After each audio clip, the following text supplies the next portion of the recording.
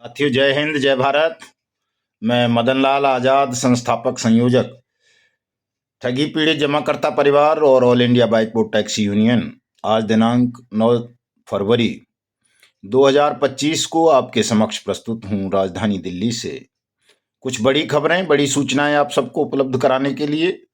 तो तमाम साथी मेरे इस वीडियो संदेश को पूरा ध्यान से सुन लेंगे, इसे ज़्यादा से ज़्यादा शेयर कर देंगे, लाइक करेंगे, कमेंट करेंगे। और जिन साथियों ने अभी तक हमारे यूट्यूब चैनल को सब्सक्राइब नहीं किया है वो इसे सब्सक्राइब भी ज़रूर कर लेंगे, ताकि आपको घर बैठे अपडेट मिलती रहे और वो जानकारी और सूचनाएं उपलब्ध होती रहें जिनके माध्यम से आप अपने डूबे हुए पैसे को और खोए हुए सम्मान को वापस प्राप्त कर सकते हैं। तो बढ़ते हैं आगे। सबसे पहले तो मैं आज अपने कार्यक्रमों के विषय में बताऊंगा आपको, और उसके बाद एक बहुत बड़ी खबर भी आपको बताऊंगा साथियों, और जिससे आपको पता चलेगा कि हमारी और आपकी लड़ाई कितने ताकतवर लोगों से है, कितने दुष्टात्माओं से है, कितने पापियों से है। ठग कोई मामूली हस्ती नहीं है जिनको आप साधारण तौर तरीकों से हरा सकें। तो मैंने पहले भी बताया था कि कुछ योजनाएं बनानी पड़ेंगी, कुछ नई रणनीतियां तैयार करेंगे, ताकि जल्दी से जल्दी आप सबका भुगतान हो सके, आपको सुरक्षा और सम्मान दिलाया जा सके साथियों। तो सबसे पहली खबर तो ये है साथियों कि हमारे जो कार्यक्रम लगे हुए हैं उनमें सबसे नज़दीकी कार्यक्रम 12 फरवरी का लग गया है मध्य प्रदेश के भिंड का। वहाँ पे हमारे बहुत साथी पीड़ित हैं, परेशान हैं। ये एलजेसीसी कंपनी से जुड़े हुए हैं, जो एलयूसीसी ह्यूमन वेलफेयर वगैरह जो है, इसी के विक्टिम हैं बहुत ज़्यादा। और वहाँ हमारे बाइक बोर्ड के साथी भी बड़ी संख्या में हैं भिंड में, और दूसरी भी तमाम कंपनियों के हैं, पीएसीएल सहारा के तो हैं ही सभी जगह।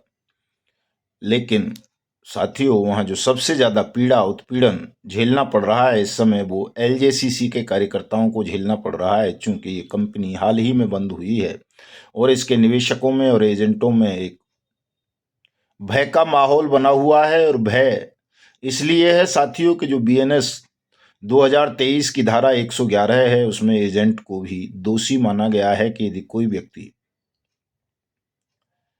7 जुलाई 2023 के बाद, सॉरी, हाँ ठीक है, 7 जुलाई 2023 के बाद भी किसी मार्केटिंग कंपनी में, किसी पोंजी स्कीम चलाने वाली कंपनी या क्रेडिट कोऑपरेटिव सोसाइटी में, चाहे वो प्रोडक्ट बेस हो, कोई जमा योजना चला रही हो, कोई रोजगार के नाम पर धंधा कर रहा हो, या बोनस, हेल्थ इंश्योरेंस वगैरह वगैरह के नाम पर, या रियल एस्टेट के नाम पर, तो ऐसी तमाम फ्रॉड कंपनीज की फ्रॉड स्कीम्स में काम करने वाले एजेंट अपराधी घोषित कर दिए गए हैं बीएनएस 2023 के अंतर्गत, और उनके खिलाफ उम्र कैद तक का प्रावधान कर दिया गया है। उनकी जो भी प्रॉपर्टी होगी उसको कुर्क और नीलाम किया जाएगा और ताउम्र जेल में रखा जाएगा उनको। ऐसे खतरनाक प्रोविजन इस एक्ट में बनाए गए हैं और ये 2023 से अप्लाई कर दिया गया है देश में साथियों।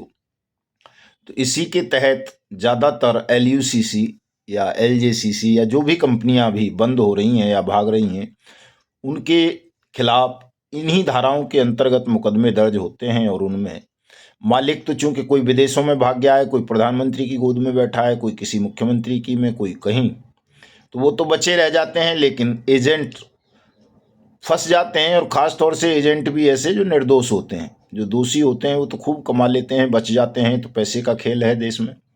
पैसा जिसके पास है वो कोई भी अपराध कर ले, कोई भी गुनाह कर ले, काफ़ी लंबे समय तक बचा रहता है। लेकिन जब से हमारा संगठन सक्रिय हुआ है ठगों के खिलाफ देश में, तो क्योंकि संगठन में बड़ी ताकत होती है, तो उस ताकत से हमने ऐसे ताकतवर ठगों को भी जेल के सींखचों के पीछे पहुंचवाया है, जो स्वयं को खुदा मान बैठे थे कि उनके खिलाफ कुछ होगा नहीं। एलजेसीसी एलयूसीसी सागा ग्रुप का जो मालिक है समीर अग्रवाल, वो भी विदेश भाग चुका है, दुबई भाग गया है। प्रधानमंत्री का खास आदमी है। उसे ऐसा लगता है कि उसका कोई कुछ बिगाड़ नहीं पाएगा, वो दुबई में ही रह लेगा, सुरक्षित रह लेगा। लेकिन साथियों, हम ऐसा होने नहीं देंगे, चाहे वो समीर अग्रवाल हो या कोई दूसरा वो साइंस सिटी वाला कौन सा खान है वो हो। जो भी ठग विदेश भाग गए हैं, चाहे वो बाइक बोट वाली ठगनी हो, संजय भाटी की जो घरवाली थी, यानी मेरा कहने का आशय है कि कोई भी ठग ठगनी, चाहे वो कहीं भी भाग गया है, विदेश में रह गया है या देश में कहीं छुपा बैठा है या किसी मंत्री की गोद में बैठा है, हम उसको बचने नहीं देंगे। ये हमारा संकल्प है। उसकी अंतिम सांसें हम जेल के सींखों के पीछे गुजरवाएंगे। तो 12 फरवरी को हम भिंड पहुंच रहे हैं साथियों, और वहां भिंड पहुंचकर सबसे पहले तो एलजेसीसी के संचालकों के खिलाफ मुकदमे दर्ज कराएंगे बीएनएस की धाराओं के अंतर्गत, और फिर डीएम साहब को ज्ञापन देकर जिन निवेशकों का पैसा इस कंपनी में फंसा है उनके भुगतान की वापसी की मांग करते हुए भिंड कलेक्ट्रेट में एक विंडो ओपन कराएंगे, जहां सभी अपने भुगतान के दावे फाइल कर सकें और अपना पैसा वापस प्राप्त कर सकें। हमारे कार्यक्रमों का यही एक लक्ष्य होता है साथियों, और कोई लक्ष्य नहीं होता है। और आपको पता ही है 19 को हम उत्तर प्रदेश के, पश्चिमी उत्तर प्रदेश की मेरठ कमिश्नरी में हैं, जहां हमारे जिला अध्यक्ष भाई गोपाल सैनी जी और तमाम साथी दिन रात मेहनत में जुटे हुए हैं ताकि ज़्यादा से ज़्यादा साथी 19 फरवरी को मेरठ कमिश्नरेट रहें, और जब वहाँ पहुँचें तो उसी प्रकार त्वरित एक्शन हो जाए जैसे अलीगढ़ में 27 जनवरी को हो गया था। तो कमिश्नरी वाला कॉन्सेप्ट अच्छा है। कल के वीडियो में मैंने बताया था कि ग्वालियर के कमिश्नर साहब ने, संभागीय आयुक्त ने अपने अधीनस्थ तमाम जिला अधिकारियों को और पुलिस ऑफिसर्स को निर्देशित किया है बाट्स एक्ट 2019 की अनुपालना के लिए। ऐसे ही अलीगढ़ के कमिश्नर साहब ने किया, ऐसे ही वाराणसी के ने किया। तो उसी तरह मेरठ में भी 19 को करवाना है, और ये सब डिपेंड करता है साथियों आपकी संख्या पर, आपकी भागीदारी पर। इसलिए तमाम साथी जहां भी हमारे कार्यक्रम होते हैं वहां अवश्य पहुंचा करें। चूंकि आपकी संख्या ज़्यादा होती है तो त्वरित एक्शन हो जाता है, संख्या कम रह जाती है तो सोच लेते हैं कि नेताजी को कहाँ टाइम होगा दोबारा से जल्दी आने का, डाल दो रद्दी की टोकरी में या ठंडे बस्ते में मेमोरेंडम को या उनकी डिमांड्स को। तो ऐसा ना किया करें। तमाम साथी अवश्य हमारे कार्यक्रमों में भागीदारी किया करें ताकि आपका सबका भुगतान हो सके, और जो प्रताड़ित एजेंट साथी हैं उनको सुरक्षा सम्मान मिल सके। 20 को उत्तराखंड की विधानसभा का घेराव है देहरादून में। उसके लिए जो हमारे इस कार्यक्रम के संयोजक हैं हरिद्वार के जिला अध्यक्ष भाई यसमोद सिंह और तमाम साथी दिन रात मेहनत कर रहे हैं। हमारे पूर्व राष्ट्रीय अध्यक्ष, हमारी कोर कमेटी के मेंबर आदरणीय सुखदेव शास्त्री जी, हमारे मार्गदर्शक, प्रेरणा स्रोत, बड़ी मेहनत कर रहे हैं। मैं मुकेश भाई क्रांतिकारी जो हमारे उत्तराखंड के अध्यक्ष हैं, और अन्य तमाम साथियों से भी, चाहे वो मैडम हंसा जी हों, उमा रावत जी हों, रेणु जी हों, मोहन सिंह जी हों, रामेश्वर जी हों, हमारे जिला अध्यक्ष देहरादून, मोहनी जी हों, और तमाम साथी हैं, वहाँ पे सैकड़ों साथी हैं। वो सभी इस समय थोड़ा ताकत लगाएं, परिश्रम करें, ताकि 20 फरवरी को जब हम देहरादून विधानसभा का घेराव करें तो वहाँ हजारों की भीड़ हो और सरकार को झुकना पड़ जाए और अविलंब वहाँ भुगतान के आदेश हो जाएं। तो तमाम साथी आएंगे, मैं ऐसी उम्मीद करता हूँ। 21 तारीख को साथियों जब हम देहरादून से वापस आएंगे तो 21 फरवरी को हमारा कार्यक्रम पश्चिमी उत्तर प्रदेश के ही जनपद बिजनौर में होगा, जिला बिजनौर में। और वहाँ हमारे जिला अध्यक्ष आदरणीय मास्टर वीर सिंह जी, हमारे राष्ट्रीय महामंत्री डॉक्टर सरफराज उस्मानी साहब और तमाम साथी पूरी ताकत से इस कार्यक्रम को करेंगे, और बिजनौर को उत्तर प्रदेश का एक आदर्श जिला भुगतान के विषय में बनाने का उनका लक्ष्य है। वैसे बिजनौर में बड़ा लंबा संघर्ष किया है, बहुत सारी कार्रवाइयाँ हुई हैं, कई आदर्श स्थापित किए हैं वीर सिंह भाई के नेतृत्व में वहाँ हमारे साथियों ने। चूँकि तमाम साथी वहाँ शिक्षित हैं, अच्छे साथी हैं, सभी समझदार हैं, काफ़ी लंबे समय से संघर्ष कर रहे हैं तो अनुभव भी अच्छा खासा हो गया है। उनको कहते हैं कि अनुभव दुनिया का सबसे बड़ा विश्वविद्यालय है। तो साथियों, जो बिजनौर के और बिजनौर के आसपास के जिलों के साथी हों, वो 21 फरवरी को बिजनौर जिला कलेक्ट्रेट में भी अवश्य पधारें, क्योंकि वहां भी हमारा कार्यक्रम लग चुका है। अगला कार्यक्रम आपको सबको पता है, राजस्थान की राजधानी जयपुर। राजस्थान के साथी इस बार बहुत मेहनत कर रहे हैं साथियों। 25 फरवरी को जयपुर में राजस्थान विधानसभा का घेराव है, और मैं रोज देखता रहता हूं कि हमारे तमाम जिला अध्यक्ष साहिबान, तहसील अध्यक्ष राजस्थान के सब लोग दिन रात परिश्रम कर रहे हैं 25 फरवरी की तैयारियों के लिए। और मैं समझता हूं इस बार हम विधानसभा को और राजस्थान की सरकार को हिलाकर रख देंगे, और राजस्थान में बर्ड्स एक्ट 2019 की अनुपालना सुनिश्चित करा देंगे, और वहां जल्दी से जल्दी भुगतान आरंभ हो जाएगा साथियों। और इसके बाद 27 फरवरी को हमारा कार्यक्रम उत्तर प्रदेश के ही औरैया जिले में लगा हुआ है। औरैया में एक ऐतिहासिक जुलूस निकलेगा, जैसा जुलूस कहीं नहीं निकला है अभी हिंदुस्तान भर में। ऐसा जुलूस निकालने की तैयारी है ठगी पीड़ितों का औरैया के जिला अध्यक्ष आदरणीय जेपी सिंघानिया साहब और अन्य साथियों की। इसी क्रम में 28 फरवरी को उरई जालौन में, जालौन का हेडक्वार्टर है उरई में, जिला कलेक्ट्रेट, वहां पर हमारे जिला अध्यक्ष हरिकृष्ण जी और दूसरे साथियों ने कार्यक्रम का आयोजन रखा है। वो भी दावा कर रहे हैं कि हम इस कार्यक्रम को ऐतिहासिक करेंगे। लेकिन साथियों, एक और ऐतिहासिक कार्यक्रम 13 फरवरी को होने जा रहा है। हम शायद उसमें पहुंच पाएंगे या नहीं अभी तय नहीं है, लेकिन कर्नाटक की राजधानी बेंगलोर में भी ठगी पीड़ितों का एक ऐसा आंदोलन या कहें विशाल जनसभा, प्रचंड जनसभा होने जा रही है, जिसमें 2 लाख से ज्यादा ठगी पीड़ितों के आने का अनुमान है।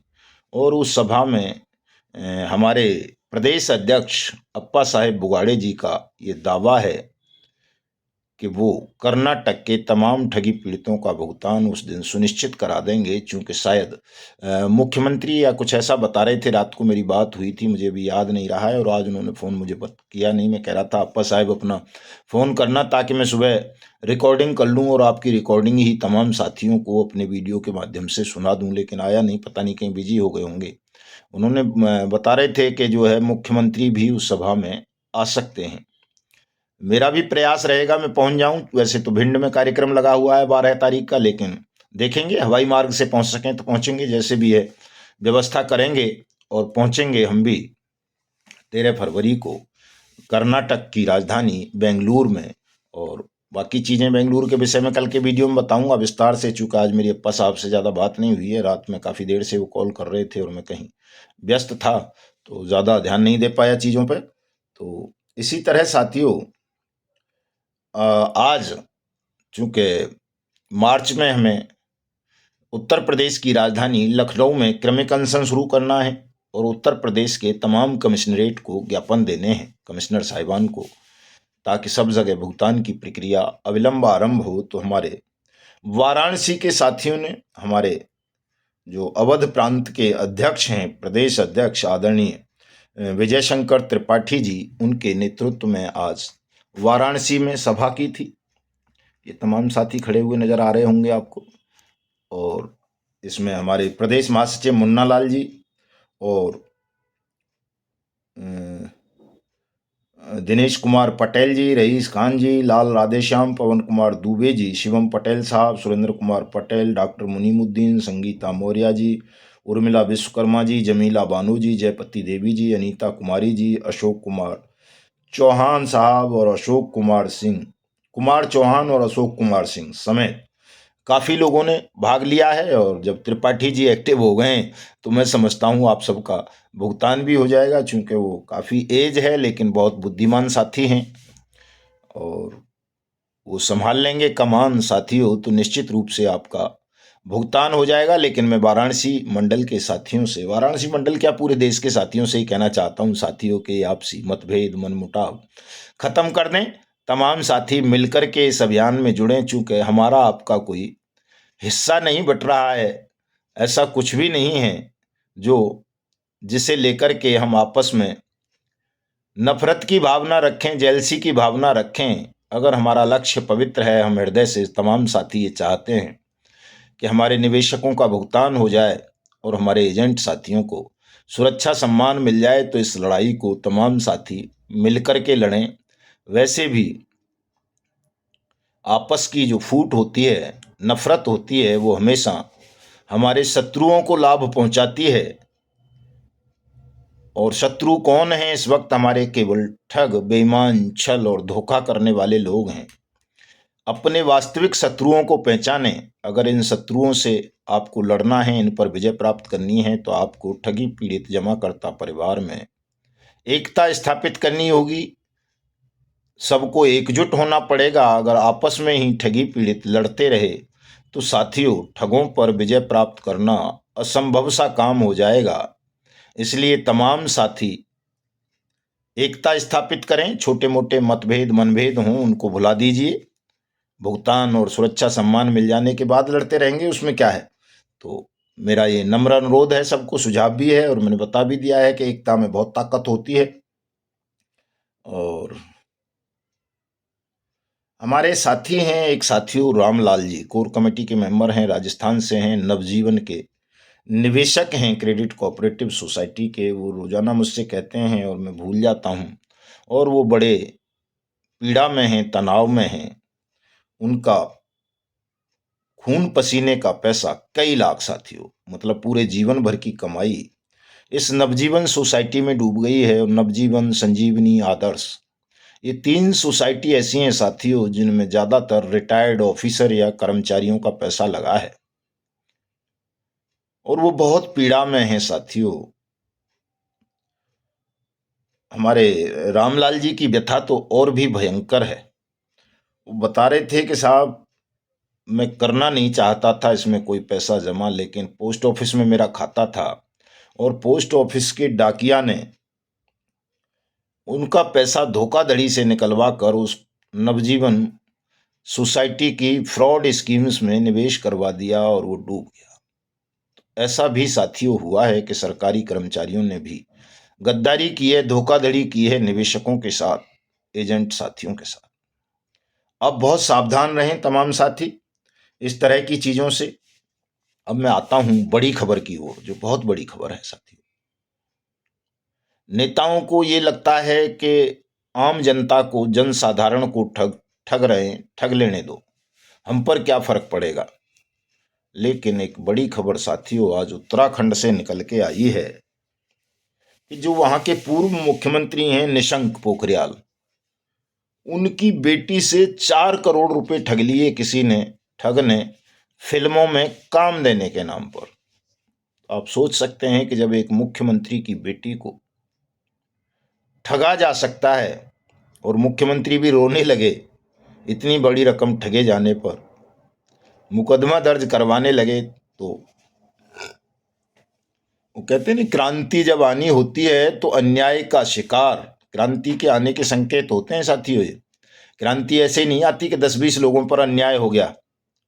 क्रांति जब कहीं भी आती है तो जो अन्याय होता है, जुल्म होता है, शोषण होता है, वो इतना बढ़ जाता है, झूठ, कि उससे समाज का, राष्ट्र का, प्रकृति तक का तबका दुष्प्रभावित होने लगता है। कोई शेष नहीं बचता है, चाहे वो कोई साधु सन्यासी हो, चाहे राजनेता हो, शासक हो, प्रशासक हो, न्यायाधीश हो। सब पर ये दुष्टात्मा जो होती हैं वो अपना प्रभाव छोड़ना शुरू कर देती हैं, सबको परेशान करने लगती हैं। तब क्रांति होती है, तब भगवान अवतरित होते हैं। वो कहा है ना कि जब जब होए धर्म के हानि, बाढ़ें असुर अधम अभिमानी, तब तब तब प्रभु धरे विविध शरीरा, हरहि कृपा निधि सज्जन पीरा। तो जब सबको एक तरफ से सताया जाने लगता है, सब त्राहिमाम त्राहिमाम करने लगते हैं, पृथ्वी भी चीत्कार करने लगती हैं, जालिमों के जुल्म से, ठगों के आतंक से, तब वो गुहार लगाती हैं और परमात्मा को अवतरित होना होता है। उनके संकटों का हरण करने के लिए। तो साथियों, अब वो समय मुझे बहुत नज़दीक दिखाई पड़ रहा है कि ठगों से देश का प्रत्येक तबका प्रभावित हो गया है। साधु संत तो पहले भी प्रभावित थे। हमारे पंडित जी बताते हैं, आदरणीय अशोक मुदगल साहब के साहब, हजारों साधु तो यहाँ के वृंदावन और मथुरा के हैं जिनका पैसा फंसा हुआ है, डूबा हुआ है। वो शर्म के मारे किसी को कह भी नहीं पाते बेचारे कि मेरा भी पैसा फंस गया है किसी ठग कंपनी में। तो जब साधु नहीं बचे, सन्यासी नहीं बचे, राजनेता नहीं बच रहे हैं, जजों का मैं बता ही चुका हूँ कई बार कितने जज फंसे हुए हैं। हमारे बाइक बोट वाले में एक जज साहब का पैसा लगा हुआ है, कई आईपीएस का लगा हुआ है। साइंस सिटी में सारे के सारे 1 क्लास ऑफिसर्स का ही पैसा है। आदर्श में तमाम 1 क्लास ऑफिसरों का पैसा लगा हुआ है। जीसीए में कई डिपार्टमेंट ऐसे हैं जिसमें जीसीए में बहुत सारे लोगों का पैसा लगा हुआ है। टोगो रिटेल मार्केटिंग है, सहारा है, पीएसएल पल्स है, और दुनिया भर की 3 लाख से ज्यादा कंपनी है साथियों, जिनमें मजदूर से लेकर आईपीएस आईएएस और जजों तक का पैसा फंसा हुआ है, वैज्ञानिकों तक का पैसा फंसा हुआ है। और तो और जो देश की सीमाओं के प्रहरी हैं, सैनिक, 2 लाख से ज्यादा तो वो ठगी का शिकार बन चुके हैं। तो आप समझ सकते हो कि अब कोई तबका ऐसा नहीं बचा है जो ठगी का शिकार ना बना हो। तो ऐसे में क्रांति का आना अवश्यंभावी है, अवश्य होगी क्रांति, और उसी की तैयारियां करो साथियों। 23 मार्च को हम संन्यास ग्रहण कर रहे हैं, अभी से तैयारियां करती ली हैं। आप देखते होंगे आजकल हम भी तिलक लगाते हैं, ये पीले लाल इस तरह के कपड़े पहनते हैं। ये उसी का प्रैक्टिस चल रही है, एक तरह से तैयारी चल रही है, ताकि मानसिक रूप से हम तब तक तैयार हो सकें 23 मार्च तक। 23 मार्च को जब हम संन्यास लें तो हमारे मन में कोई आशा, तृष्णा, लालच, भय, मोह शेष ना रहे। हम अपने इन तमाम विकारों को भस्म कर दें अपने अंदर, और केवल एक ही आकांक्षा रह जाए कि हम ऐसे सन्यासी बने, क्रांतिकारी सन्यासी बने। क्योंकि परमात्मा से मिलने की तो कोई चाहत है नहीं, हम तो परमात्मा से तो बहुत पहले मिल चुके हैं। कई लोग उन्हें शिव भी कह देते हैं, कोई ब्रह्मा, कोई विष्णु, कोई महेश, कोई शंकर, कोई भोले, कोई दुर्गा, कोई ये, कोई वो, अल्लाह, कोई कुछ। सब जैसी जैसी जिसकी भाषा है या जैसा जैसा जिसके समझ में आता है, वो उन्हें अनेक नामों से पुकारते हैं। लेकिन हमारा तो उनसे सीधे साक्षात्कार हुआ है, तो हम उनको सूर्य नारायण के ही रूप में जानते हैं। वही पार ब्रह्म परमेश्वर हैं, वही सच्चिदानंद हैं, वही परम शक्ति हैं संसार की, जो सबको ऊर्जा देते हैं, जीवन देते हैं। वो प्रत्येक तंत्र, मंत्र, ग्रंथ, अनुभव, गुरु, सदगुरु, इन सब से परे की चीज हैं साथियों। उनको केवल आप अपने सदकर्मों से जान सकते हो कि अगर आप सत्य के प्रति समर्पित हो, आपके कर्म बुरे नहीं हैं, कभी आपने स्वप्न में भी किसी निर्बल, निर्दोष, कमजोर को पीड़ा नहीं दी है, हमेशा उनके कल्याण और रक्षण के लिए लड़े हैं, तो नारायण आपको दर्शन भी देंगे, आपसे बात भी करेंगे, आपका मार्गदर्शन भी करेंगे, और आपको इतनी शक्ति भी देंगे कि आप संसार के तमाम भयभीत, डरे हुए, शोषित, पीड़ित, वंचित, भ्रमित लोगों को एक नया मार्ग दे सकें, उन्हें भयमुक्त जीवन प्रदान कर सकें, उनके जीवन में सुख, समृद्धि, शांति का प्रवास करा सकें। तो ईश्वर से मिलने की इच्छा नहीं है संन्यास लेने के बाद। ईश्वर से हम मिल चुके हैं, उन्होंने हमें गाइडेंस उनकी समय समय पर मिलती रहती हैं। लेकिन 23 मार्च को जब हम संन्यास धारण करेंगे तो इस संकल्प के साथ उतरेंगे जंगे मैदान में कि हम हिंदुस्तान को ठगमुक्त, बेईमान रहित राष्ट्र राज्य के रूप में स्थापित करने से पहले देश के 42 करोड़ से ज्यादा ठगी पीड़ितों का भुगतान कराएंगे। देश के 2 करोड़ से ज्यादा एजेंट साथियों को सुरक्षा, सम्मान, रोजगार, पुनर्वास की गारंटी का अधिकार देंगे। फिर हिंदुस्तान को ठगमुक्त, बेईमान रहित राष्ट्र राज्य के रूप में स्थापित करने के लिए तमाम ठगों को सजाए मौत देंगे। और उसके बाद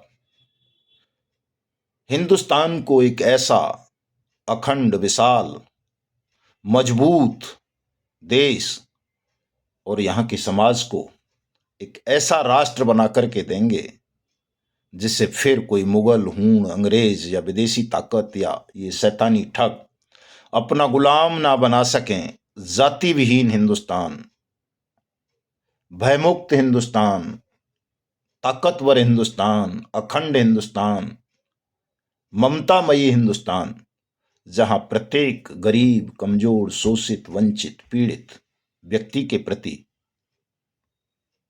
आपस में एक दूसरे के प्रति ममता ही ममता होगी, प्रेम ही प्रेम होगा, स्नेह ही स्नेह होगा। ये बड़े कठिन काम है साथियों, लेकिन ये करने पड़ेंगे अगर हिंदुस्तान का अस्तित्व बचाना है, अगर हिंदुस्तान को विश्वगुरु बनाना है, अगर हिंदुस्तान को दुनिया की सबसे बड़ी महाशक्ति बनाना है, तो हमको, आपको, सबको मिलकर ये करना होगा। और इसका मूलाधार होगा असत्य का परित्याग, झूठ का परित्याग, सत्य को अपने जीवन में उतारना। तो ये तमाम काम होने हैं, इसमें कोई संदेह ना करें कि साहब ये होगा नहीं, बहुत ऊंचा सोच रहे हैं, ऐसा कुछ नहीं है। बहुत सरल काम है। अगर आपने अपने जीवन में सत्य को उतार लिया तो ये मामूली से काम है, ये हो जाएंगे। क्योंकि जैसे ही सत्य आपके जीवन में आएगा तो नारायण स्वयं आपके अंदर प्रवेश कर जाएंगे। और जब नारायण प्रवेश कर जाएंगे तो फिर किसी की सामर्थ्य ही नहीं है कि कोई आपको, आपके लक्ष्य को पूरा करने से रोक सके। इसलिए तमाम साथी मन के तमाम संदेहों को, तमाम दुश्चिंताओं को, तमाम भ्रमों को मलमूत्र की तरह त्यागते हुए हमारे संगठन ठगी पीढ़ी जमाकर्ता परिवार तपजप से जुड़ें, इसकी सदस्यता ग्रहण करें। हमारे आंदोलन का, हमारी नीतियों का, हमारे कार्यक्रमों का ज़्यादा से ज़्यादा प्रचार प्रसार करें और अपनी राष्ट्रभक्ति का, देशभक्ति का परिचय दें साथियों। मिलता हूं आज रात 9 बजे फेसबुक पर, मदन लाल आज़ाद नाम से मेरी आईडी है। तमाम साथी जुड़ेंगे, फॉलो कर लेंगे उसे, ताकि आपको नोटिफिकेशन मिल सके, आपकी शंकाओं का, सवालों का जवाब दे सकूं मैं वहां, और आप सबके साथ एक लंबी चर्चा करके सबको संतोष प्रदान कर सकें, आपको तनाव और भय से मुक्ति प्रदान कर सकें साथियों। तो मिलते हैं कल। जय हिंद, जय भारत, सत्यम, शुभम, सुंदरम।